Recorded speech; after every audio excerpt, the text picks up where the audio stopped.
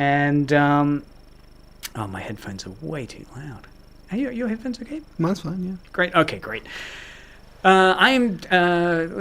What is this show about? What is Media Mothership about? It's about everything in and around the world of media, how it shapes the world around us. We're going to look at some really interesting articles and news stories. I am joined by two people today. My co-host, Lord Taylor, and from the last two shows, Marcus Johnson.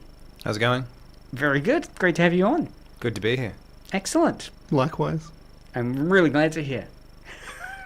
We're on the edge of the seat. Yes. I think we're Yep. I think we're streaming now. So if you do have any comments to make, feel free to comment in the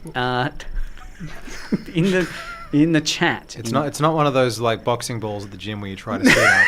It's a microphone. You're meant to speak into it, not thump it. My bad. Violence in the studio. It's all happening here. So you can chat to us on the stream. And I did get criticized last weekend by someone that has watched the stream saying they'd been commenting. They'd been putting comments and no one ever reacted to them. All right. So I will try to keep an eye on the comment stream. You can also SMS us on 0488811707 if you have any comments there as well. So on today's show, we're going to be exploring Doctor Who again. But to start off, there's a little bit of media news that I want to talk about, which I will start with a clip for ambitiously. So this is basically just going to set the mood for this show. So you got to kind of guess what this is from. It's from a video game. I'll give you some clues. It's from a video game. And this is the audio that you hear in the video game. Dear. So basically, yeah, it's Twitter. It's an article from IGN. The title of the article, once it loads up, is Modder turns Mortal Kombat 1 into gruesome adults-only Dreamworks vs. Pixar bloodbath.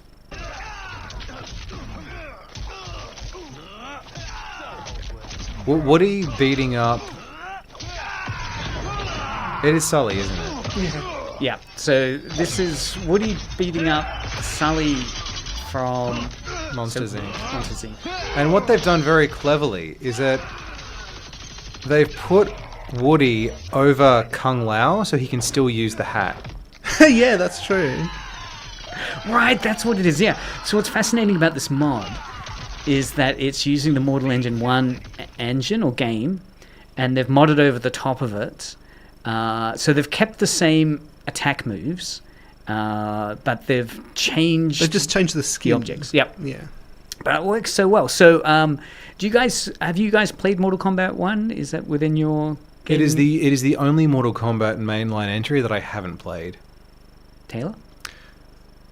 I don't know. I've played one of them. I don't know which one. Well, let's talk about what is Mortal Kombat firstly. What is Mortal Kombat? Mortal Kombat is a fighting game series. Originally debuted, I believe, in 1993. Published by Midway Games, which has since been acquired by Warner. And it is largely about interdimensional warfare between three realms. Earthrealm, where we live, Outworld, which is sort of like a generic dark fantasy land, and then there is the Netherrealm, which is just hell. Also, there's another one called Edenia. And there are conquerors in Outworld and sort of demon lords in the Netherrealm who each want to take over Earthrealm. And there are a whole host of characters who are on both sides of this conflict, and a whole bunch of independent characters who just have beef with other characters. Probably the two most famous characters from Mortal Kombat are Sub-Zero and Scorpion, the palette-swapped ninjas, although Sub-Zero is not a ninja because he is from northern China or Mongolia, depending on the continuity that you go from. Scorpion is Japanese. And basically they Sub-Zero, or rather the younger Sub-Zero, is one of the main heroes who often joins in when the lightning god Raiden summons them to go and fight interdimensional conflicts. And Scorpion is the arch enemy of Sub-Zero because he's a revenant who was originally killed by the first Sub-Zero, and he's always not far behind. And what's really interesting about this is last week we talked about how the Tekken series had a trailer that launched onto YouTube, delivered by Brian Cox, the famous actor from Succession and Adaptation, and you were pointing out Wolverine, one of the Wolverine movies? Yeah, he's the main villain in X-Men 2, and he's also the first ever actor to play Hannibal Lecter on screen in Manhunter. Yeah, and I didn't know it was him from Manhunter. I've seen that way back in the day. And he's delivering this fantastic performance as basically a encapsulation of the history of Tekken up to the point that the new game's going to get released to. And so the article that was talking about it was kind of praising the fact that here we have this, theatrically trained performer delivering lines like, the demon spawn of, Kazuki and became the demon angel. And what are some of the lines that you found memorable, Eddie? Something to the effect of, "Now you'll understand why this family is always trying to throw one another off cliffs." That's right, yeah. Because I had no idea that there was so much cliff throwing. Have you played the Tekken? No. See, I'd purely seen these games as ones that I'll have at home when, my son has friends over and I just need to get them to be occupied. So I'll say, why don't you guys just play, Mortal Kombat versus, I think, DC Universe. They'll sit down and play it. I've never really engaged with them as storytelling objects. So it's fascinating to hear Brian Cox's delivery of the importance of storytelling, and, of course, Mortal Kombat exists within its own stories. So we have a very well-known franchise, and this mod is set up by a guy called Toasted Shoes, and what's really interesting is he's replaced existing Mortal Kombat 1 characters with various ones from Disney, Pixar, and Dreamworks, as well as Rick and Morty and Family Guy, among others. What's fun about the article, if you go onto it on IGN, is that it's all picked up from Twitter feeds, including one from this guy called Sean Kelly, who it turns out does a perfect performance of Rick Sanchez and Morty from Rick and Morty. I was wondering what show they were from. I had to commit to the completion of that sentence. We'll listen to a quick snippet from there. What's a little distracting is it's from a YouTube Let's Player guy. So it does have his commentary as we're listening to it. But what's really interesting is they got him to voice the characters that's in the mod. Okay. So here we go. Look, it's the guy from Fortnite. You're also in... Yeah, it's me, Rick from Fortnite. Get over here. Yeah, get over here! Oh, go gadget rope blade. You know what? I could genuinely see this happening in a future episode. So we have Rick and Morty, then we have First up, we Morty have there. Morty vs. Chris. And of course, for the cameos, we have Mr. Meeseeks and Lois. Mr. Meeseeks, look at me! And you're gonna die! All right, finish the chapter. Time to reward myself with a slow, relaxing yank. Ew, gross! I don't need to know when you strangle your snake.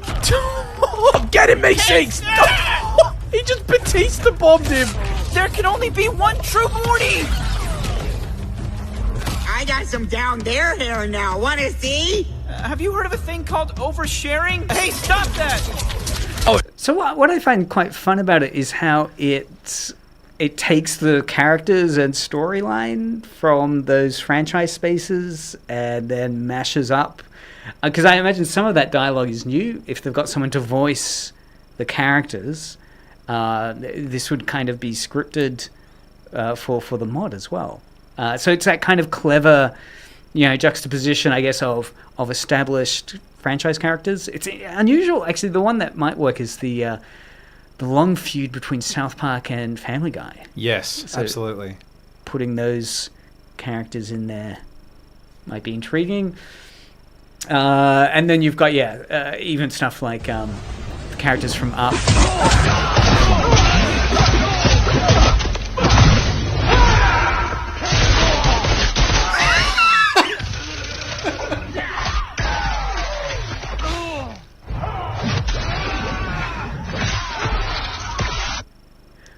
what's your reaction? I mean, it's really adult, right? It really are. I mean, what was the release for Mortal Kombat? They've 15 plus or R?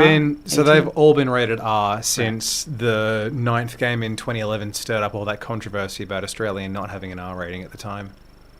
Yes. Right, yes. Because could they get released in Australia at that time? Or So originally there was all this umming and ahhing about introducing an R rating, and then eventually they said, okay, well, we've had all this backlash because there's really, one of the most famous and popular fighting game series on the planet.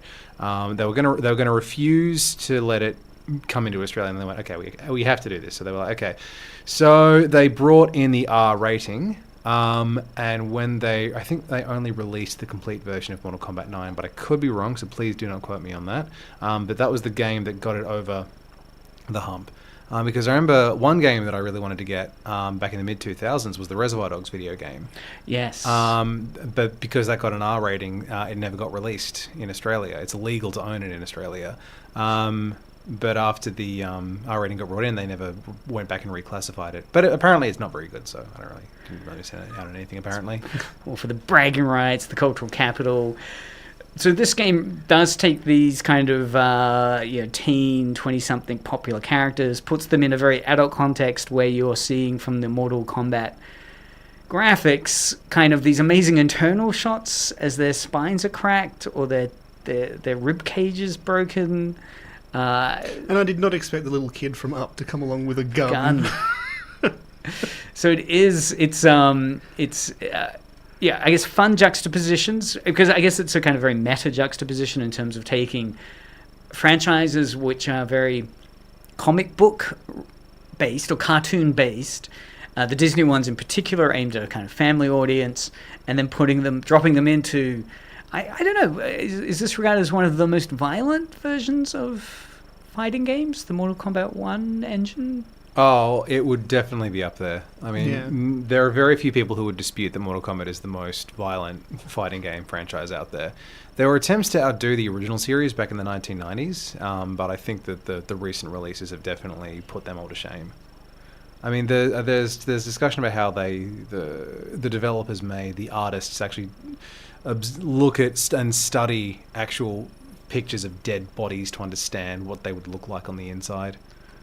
Right. Or that could be The Last of Us 2, I can't remember. But it was definitely one of those franchises. Yeah, it's... Yeah.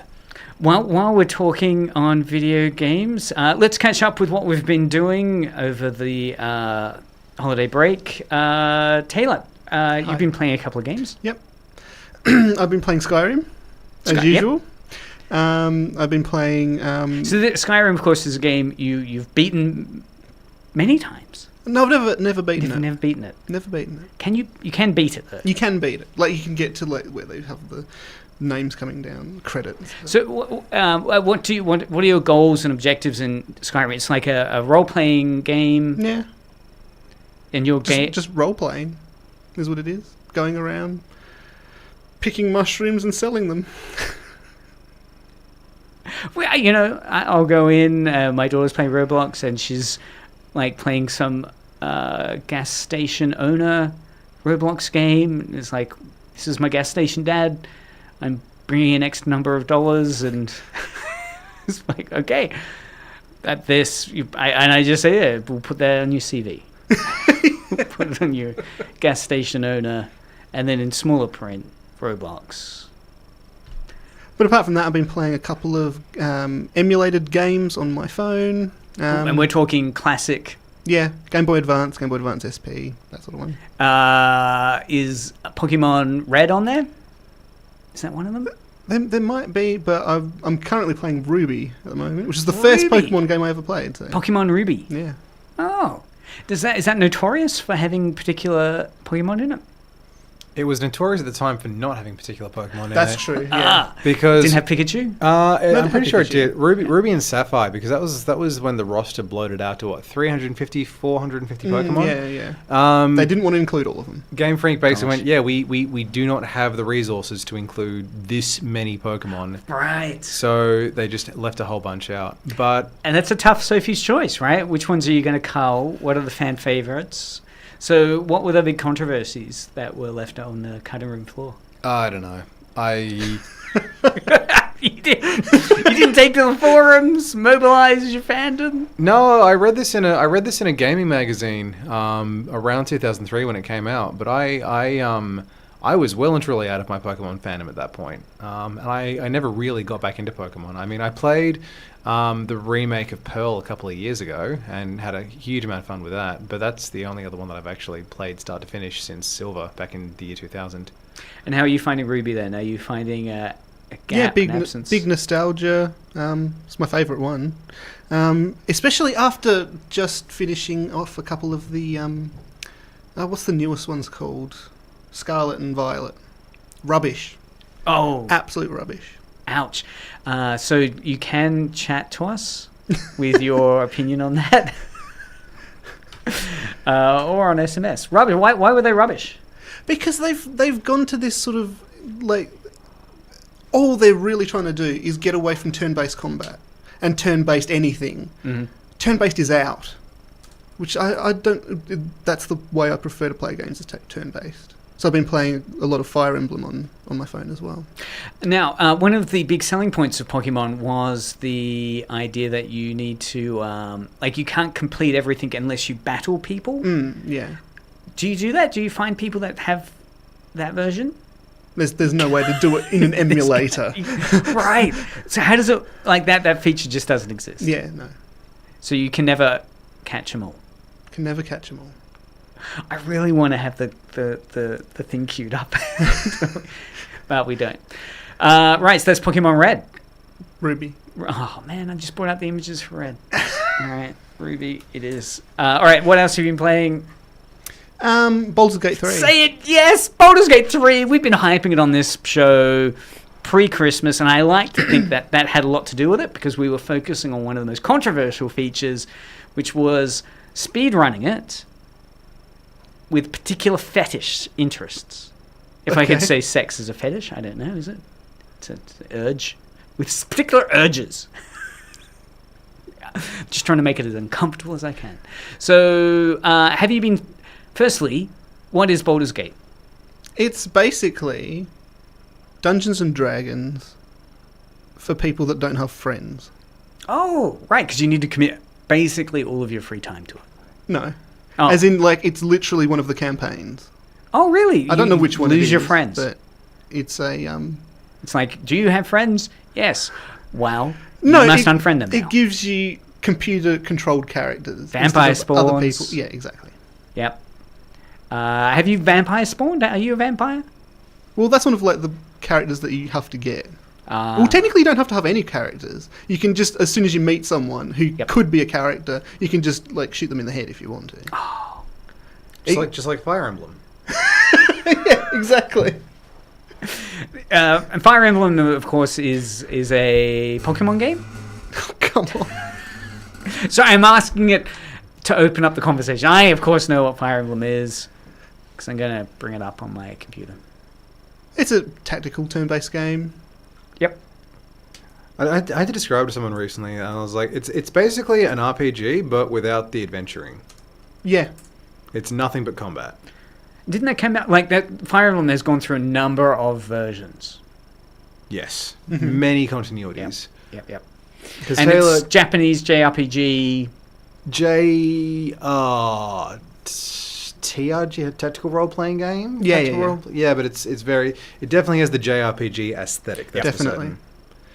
Because Taylor, you mentioned that you were playing the Fire Emblem: The Sacred Stones on your phone recently as well. Yes. How are you finding that? Well, it's my favourite one because it was the first one that I did. Sacred Stone. Sacred Stone. Which is a Fire Emblem game. When did that get released? 2002, maybe? 2001? What was the platform it was for? Game Boy Game Boy. Advance. Yeah. Do you have a physical copy of it? Yes, I do. You are rich. Really? How much is that? Oh, that'd be worth... Do you have the box for it? Yeah. Oh, no! That's... If you've got the box, that's like $800-900 easily. Wow. Yeah.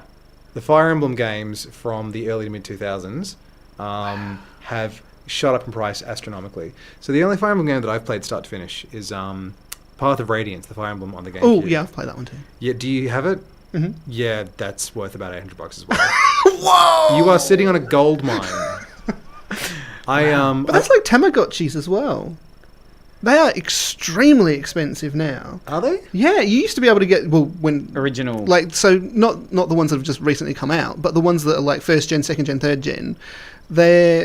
You could buy them for like $30 at the time, and now they're going for easily over 500.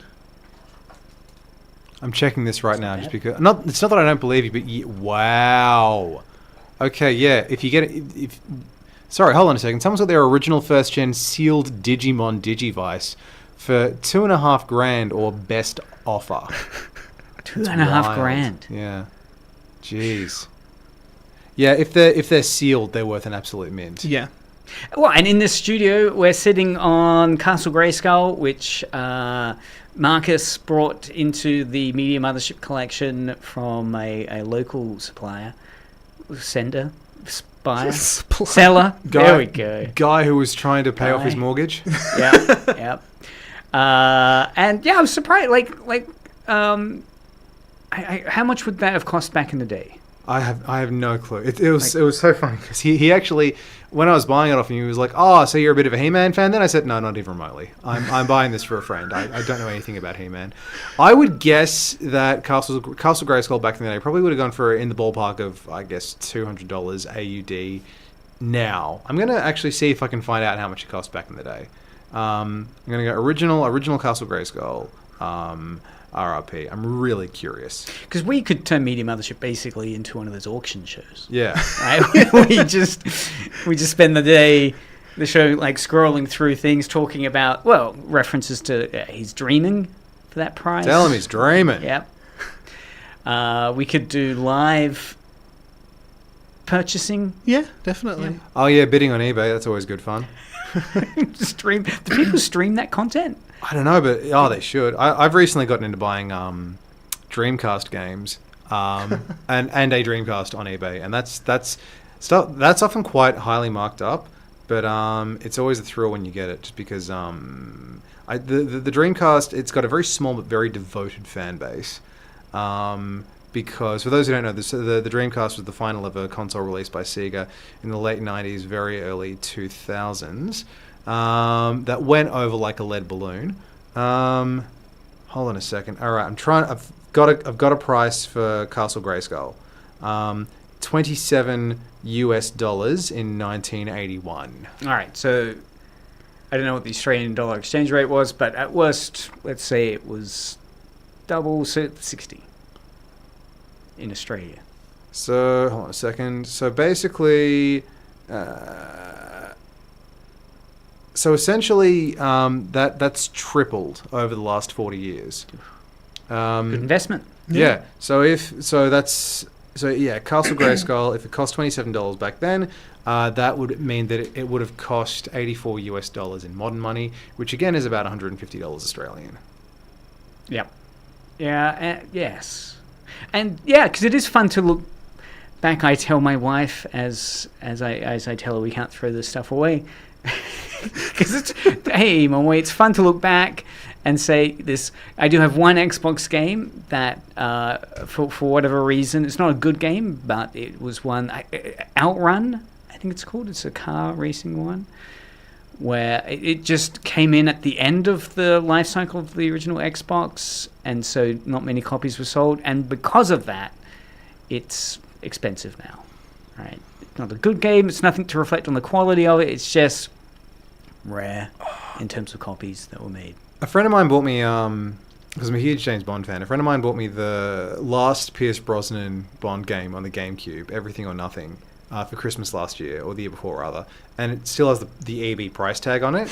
It went for $110 in the early to mid 2000s, and now you can get it for $15. Oh. But you got the other way around, where if you buy if you bought a Pokemon game, like Pokemon Black for I guess $40 from Kmart, today that's worth $150, $200. But this is the cautionary tale people tell of the comic book boom as well, that it was overinflated in the speculators market, and the height of the 90s, I think, that market blew up. Early to mid 19. It started blowing up in the late 1980s when people were getting like the original copies of Action Comics 1 being sold for so much were starting to gain traction. And everyone thought, hey, if we buy a rare this comic that's new and we polybag it, it's going to be worth so much. That's right. Variant covers, limited editions, and it was basically all being advertised to pump up that speculator market, so people would be buying 5 copies of the one issue, and then it just fell over because there wasn't actually an audience to purchase that material. The reason why copies of Action Comics 1 were so valuable is because at this point there's only 20 comics left, 20 copies of the original Action Comics 1 that are left in readable condition in the world.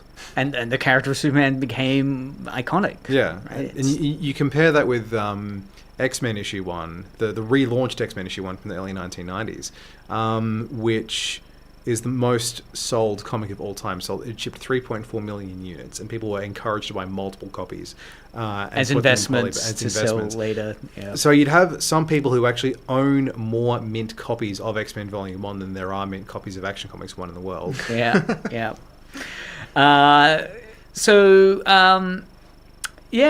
Video games. So you've been doing Baldur's Gate. Yep. Of course, we covered the speedrun thing for sex.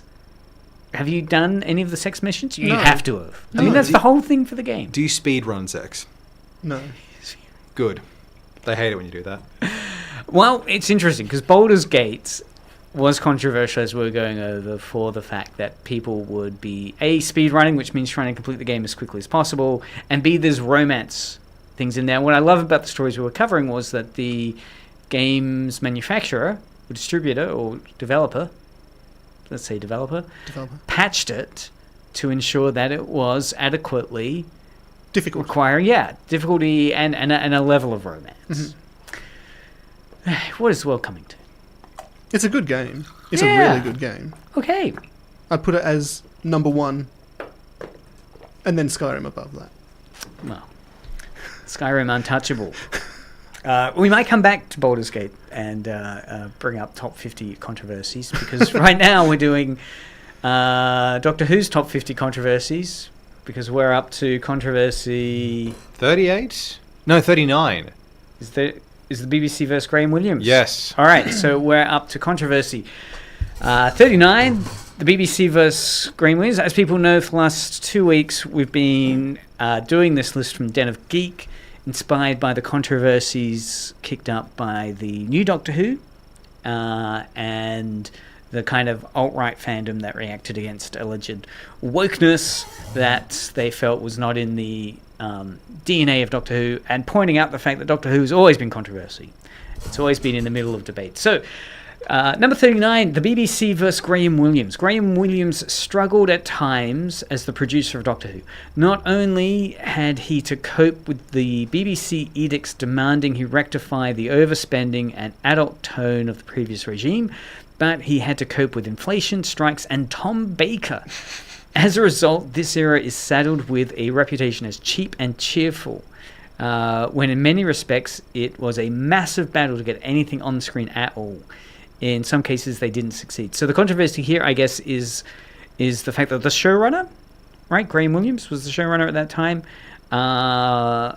was beset with so much trouble that really we should be thankful there's any Doctor Who happening. Was that the case, you feel? I mean, those episodes,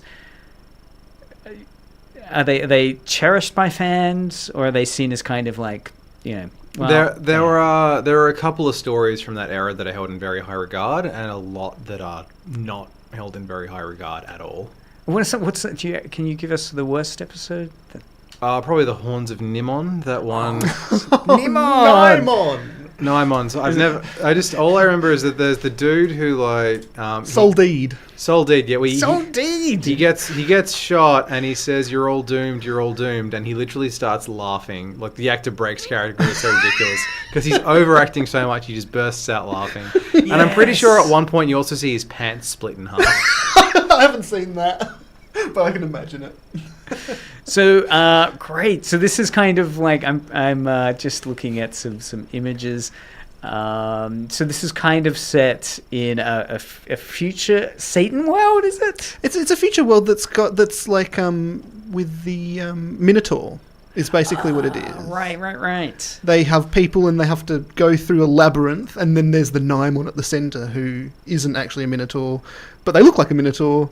And A Minotaur, Paper mache. A paper mache Minotaur with absolutely no budget. It's fantastic. That is so paper mache. You could totally do that for a school costume.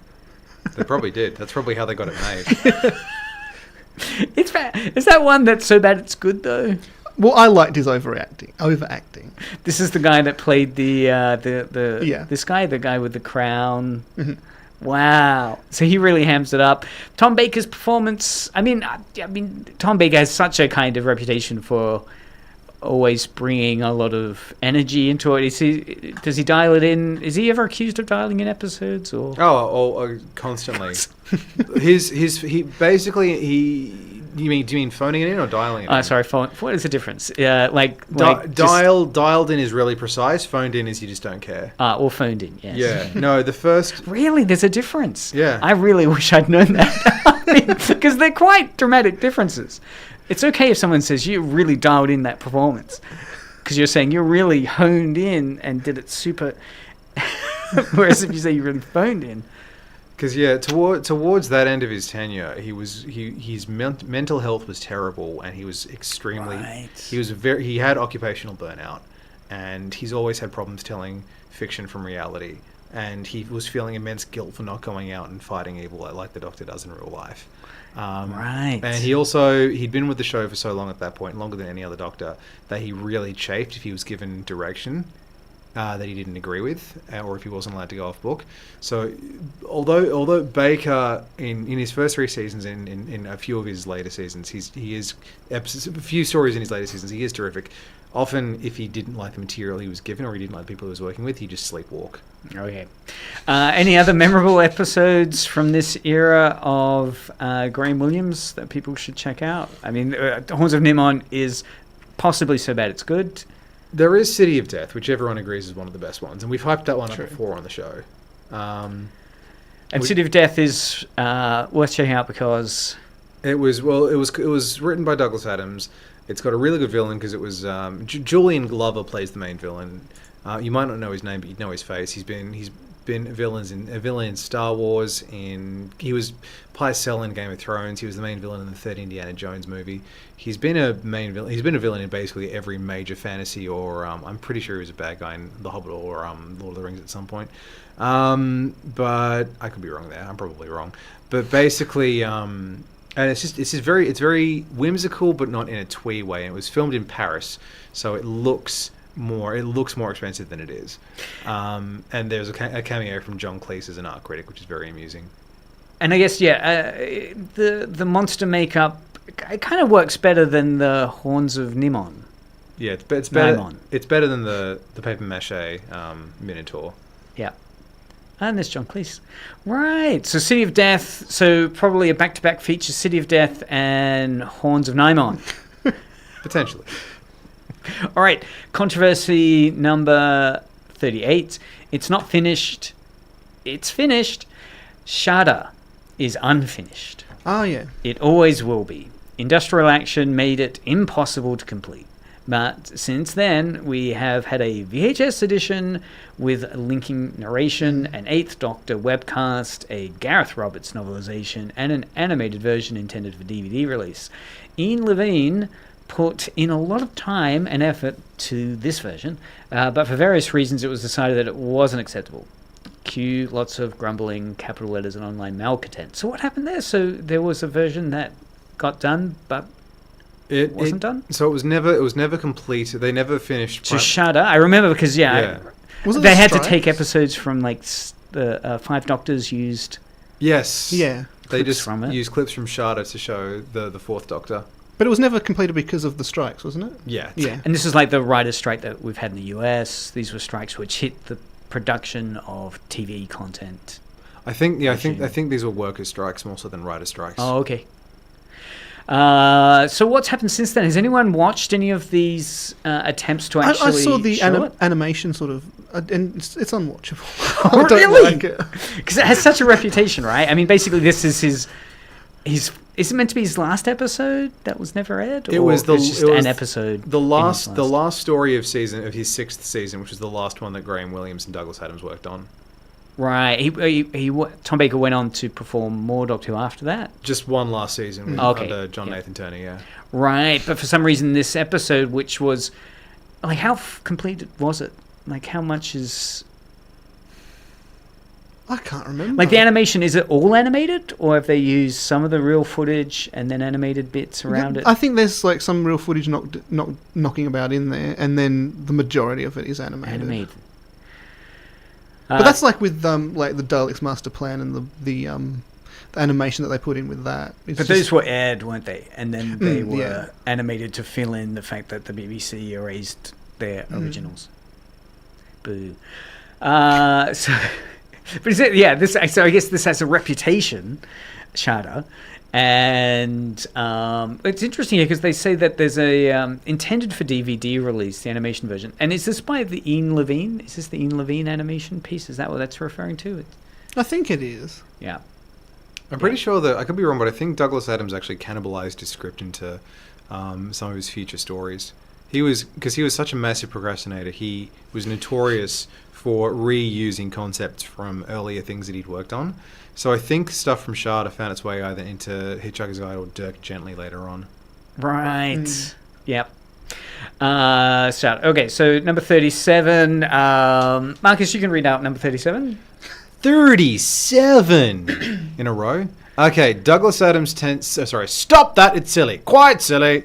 Douglas Adams' tenure as script editor is typified by two things. Firstly, there's some glorious bouts of imagination tied up with some strong science fiction concepts. Secondly, the levels of silliness occasionally veer into the unacceptable. Partly this is down to Tom Baker, who by this stage felt untouchable, and his willingness to muck about rubs off on the rest of the cast, including his drinking buddy Graham Crowden. Doctor Who attracts people who want things to be taken very seriously indeed, begging the question of what the hell they're doing watching Doctor Who, and this approach was a step too far for some. Right, so Douglas Adams widely is considered one of these great figures of science fiction writing, Hitchhiker's Guide to the Galaxy and so forth. It can come as a surprise to some that he worked on Doctor Who. Yes, he never tried to bury it. He was always very upfront about the fact that he was a script editor because at the time he wasn't getting paid for writing his own stuff. And some of those episodes are really highly regarded that Douglas Adams worked on. City of Death is, City of Death, as we just talked about. Shada, if it had been finished, would have been. Right. There's a general consensus that the filmed stuff was pretty good, and if it had ever been finished, it probably would have been a really good story. Because they put a lot of the season's budget into that story. Really? Yes. And then they couldn't complete it. Yes. Very unfortunate. And they actually finished that season with the Horns of Nimon, which meant that it went out on a massive whimper. Wow. Wow, really? That's Horns of Nimon. Finished, what was that, season 5? Tom Baker's 6th season, which means that overall it was season 17. Wow. And the animation version you've seen doesn't really... I just don't like the animation style, so... Yeah. But here, the Controversy 37 is talking about how that period that Douglas Adams is working on was...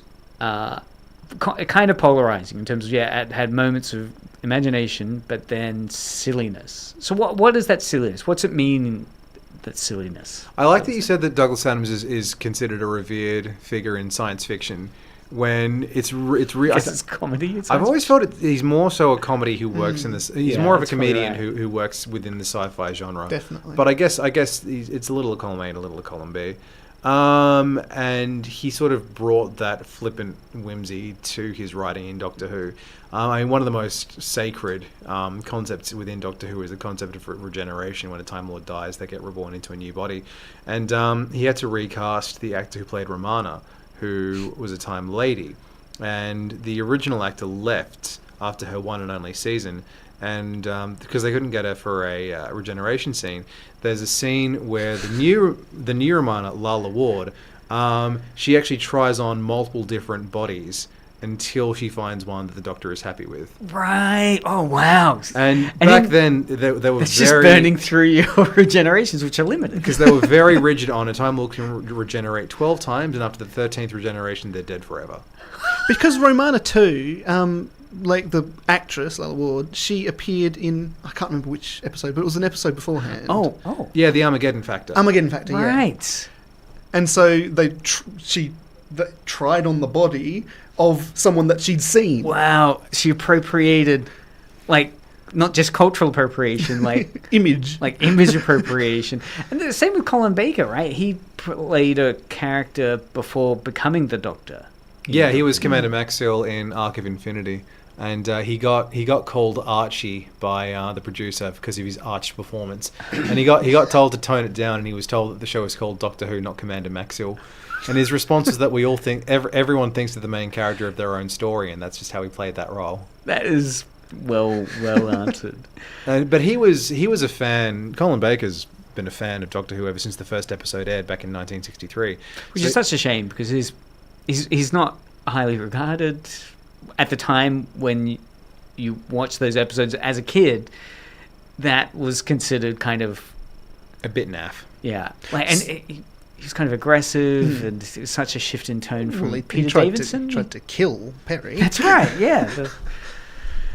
All right. So the part of the silliness of it, an example of that is the Romana 1 and 2, and the fact that she burns through her regenerations trying to find an identity the Doctor's happy with, which sounds so sexist and chauvinistic. And actually, no, it's not so much one that the Doctor's happy with. She comes out looking like Princess Astra, and he says that's not good enough, and so she deliberately puts on worse looking forms so that when she comes back out as Princess Astra, he's okay with it. How is that handled in terms of canon?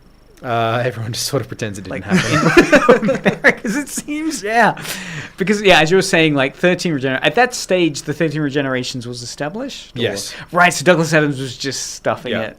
Yeah, this is funny. We're going to play it. And you could just say that she was like having a body chameleon circuit, trying to do that.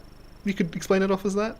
Because, we all play Grand Theft Auto, do the character generation, and we burn through many different versions. So, it's very kind of gamified in that way. And that scene is then followed up with a massive moment of leaning on the fourth wall, where Doctor Who is notorious for always using quarries to represent alien worlds. Yep. And so when the TARDIS touches down on the new planet they're visiting, and the view screen opens up and it's a quarry, the Doctor goes, "Oh look, rocks." All right.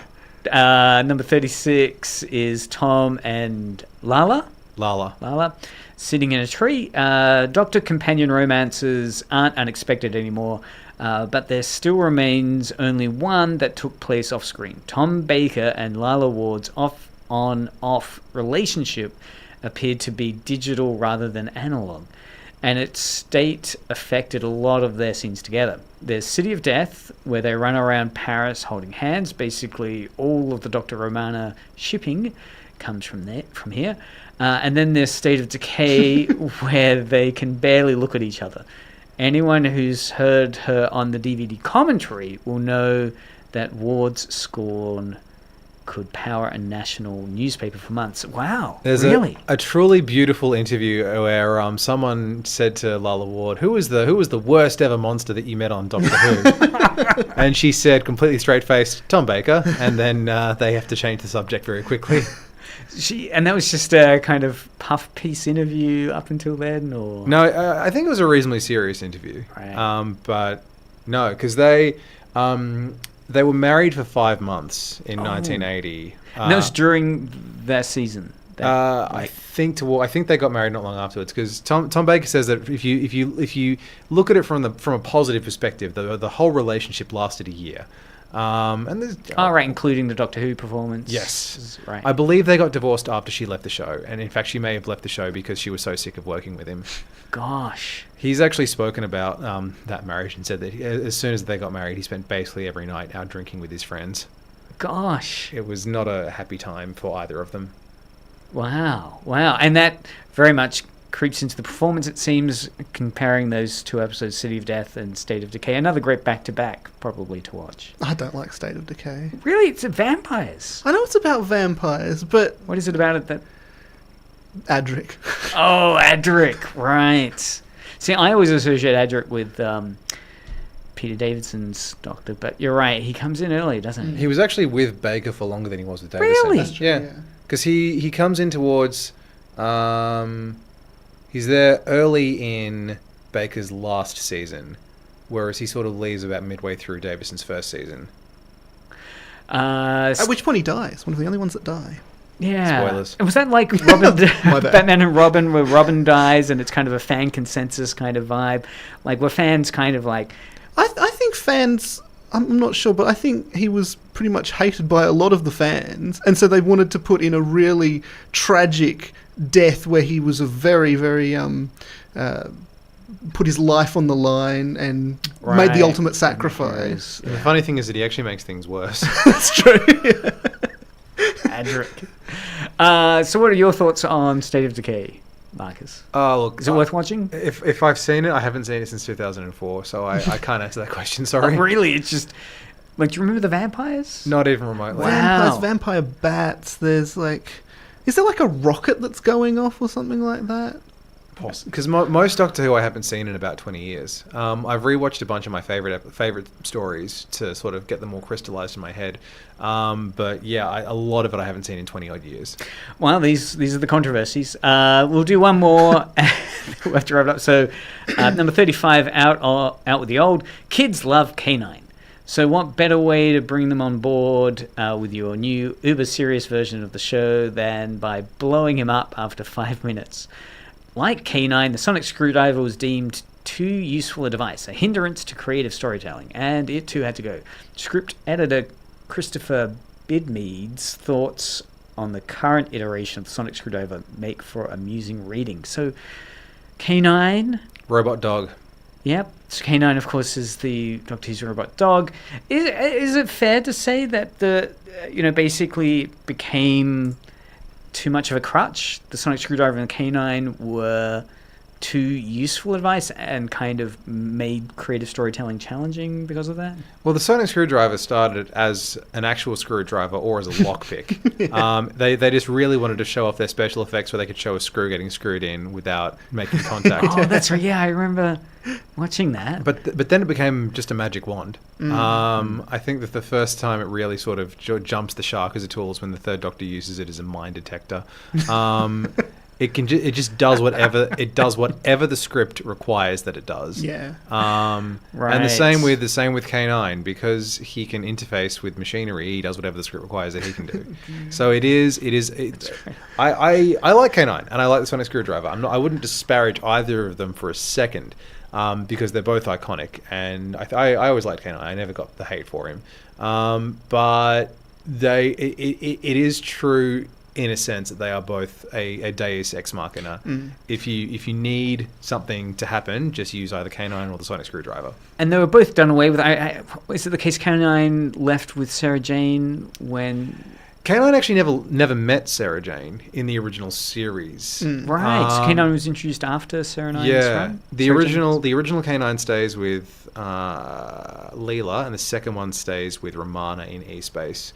And then the Doctor just doesn't make any more after that. And then the sonic screwdriver gets broken during Peter Davison's tenure. Right. So both K9 and the sonic screwdriver are both done away with. Yep. And again, the idea being here that it's also about making it more serious. Yes. Right. So are the K9 episodes much more child-friendly ones? I mean, is there a great K9 episode you'd recommend? Or any K9 episode that you remember? Well, the thing that I like about K9, just every time he appears, is if the ground is anything but completely level, they'll cut away from it.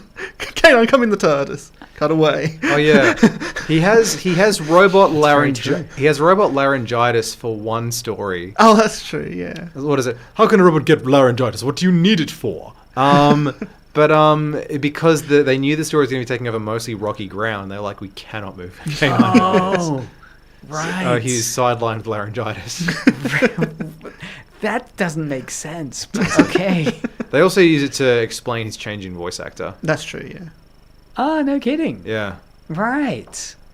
Yeah, because the original, the voice I associate with is a little bit C-3PO-ish. right? But was that the first voice or the second? That's the voice? first voice. That's Yeah, the the first, second one right. was a bit deeper. Right. I think I don't know if I remember this correctly, but I think the voice actor for K9 was also the voice actor for Aurak in Blake 7. Oh, Blake 7. See, and that's a much more serious. In a way. Serious? It tries to be serious. My favourite story about the production of Blake 7 relative to its budget is that Terry Nation wrote one scene where I think the stage direction says suddenly the doors open and dozens of guards burst in, and the producer leaned over, crossed out the words dozens of, and wrote 2. Well, we're pretty much at time. So we're at 35. We'll slowly make our way through this list over this year, I feel. Okay, so what have we learnt this episode? We've learnt some great back-to-back episodes to try and track down. Horns of Nimon. We've learnt that Taylor is sitting on a gold mine with his video game collections. Yeah, that's right. Yeah, we've got alternative plan for maybe a new radio show on Edge Radio, which would just be because they've got the what's the ABC or BBC, I guess. Cash in the Attic. Is that the one where they have the old people commenting on old things? Antics Roadshow. Antics Roadshow. Antics Roadshow. That's what we do. Yeah, Antics Roadshow for pop culture. Sounds good. All right. I'm keen. Well, we'll set up the Kickstarter and keep listening. Coming up next, we have K-Pop Unlimited. Yeah. We have Taylor from K-Pop Unlimited now in the studio. You do. What's on K-Pop Unlimited? Good songs. Okay. Any Doctor Who references? Is there any Doctor Who link to K-pop? Not that I can think of. All right, well, there's a challenge. Feel free to comment. Probably not on the Twitch because I'm going to close that now. But you can message us in on 0488811707 for Doctor Who K-pop references. And that's been Media Mothership for another week. Thank you, Taylor and Marcus, for joining us. Thank you for having us. Thanks, Craig. Thank you. And I'll press buttons now. Just like the Doctor. Listen to Edge